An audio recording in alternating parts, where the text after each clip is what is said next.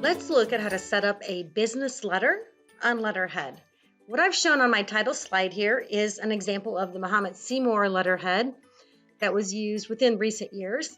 Notice we have a logo, and on the right-hand side, we have the name of the high school, we have the street address, and we have phone numbers and fax numbers.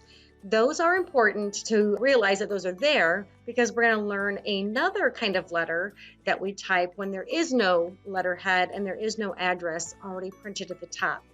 So letterhead just makes a company look good, puts their logo, and it puts their actual return address printed at the top so it looks very nice for the people receiving it. There are several parts to a letter, and it's important to know what goes first, second, third, etc., because people out there in the real world know what order they should go into, and you want to show that you know that as well. So every letter is going to start with the date, and we do spell out the month completely, and then we put the day, comma, and then the full year. Then we have the letter address, which is exactly what goes on the envelope. So this is the name and the address of where we are sending the letter, who it is to. That would not be our address. Salutation is a fancy word for greeting. You are used to seeing like Dear Sir or Dear Mr. Smith or Dear Mrs. Patel. That would be a salutation that would be appropriate for a business letter. You would not use their first name or something too informal. The body of the letter means the paragraphs. You should always have at least 2 paragraphs in a business letter just to break it up a little bit. The complimentary close is how we wrap up the letter. Sincerely or sincerely yours or cordially yours are the 4 most commonly used, and those are appropriate. Then you will type the name of whoever is going to sign the letter. So you may be typing the letter for yourself, so you would type your name so that you sign the letter. But if you are typing it for someone else to sign, like if you are their administrative assistant, something like that, then you would type their name and they would sign the letter. If you are typing the letter for someone else, you put your initials below their name to show that you typed the letter for that other person. If you type it yourself and it's your own letter that you are signing, do not put any initials. An enclosure notation is added at the bottom if you are putting anything else in the envelope along with the letter. So if you say, please fill out the enclosed form, that means you're enclosing something, putting something else in the envelope besides just the letter, and you would write enclosure at the bottom. Let's look at the spacing on a letter. After the date, we enter 4 times. Remember, in math, 4 is quad, so that would be a quadruple space, which I call QS. So whenever you see QS, that means enter 4, quadruple. There's that letter address I talked about.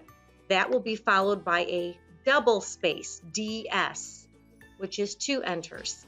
Then the Dear Mr. Kincaid, followed by 2 enters. The body, where we enter twice, double space between the paragraphs to separate them. The complimentary close, sincerely yours, is followed by 4, so they have room to sign their name. And then the typed name of the person.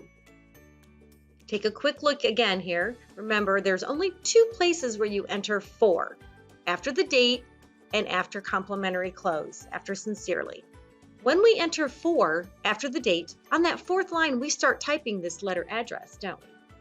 So that only leaves 3 blank lines. After the letter address, we hit enter 2 times to double space. We write Dear Mr. Kincaid on that 2nd line. That only leaves 1 blank line.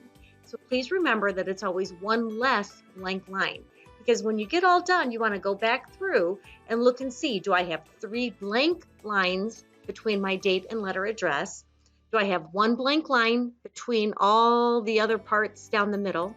And then do I have 3 blank lines between sincerely and their name? After their typed name, again, it's 2 enters. Then you type your initials, so that's going to leave 1 blank line. And then if we have an enclosure, we will enter twice and type enclosure, which will leave 1 blank line in between those 2 parts. Make sure you look at how to spell the word enclosure. That's a new word for a lot of people. It is capitalized. The letter style that we are learning is called block style. The directions will say, type the letter in block style. All that means is never tab. The punctuation style that we are using is called open punctuation, which means after Dear Miss Hawk, there is no punctuation.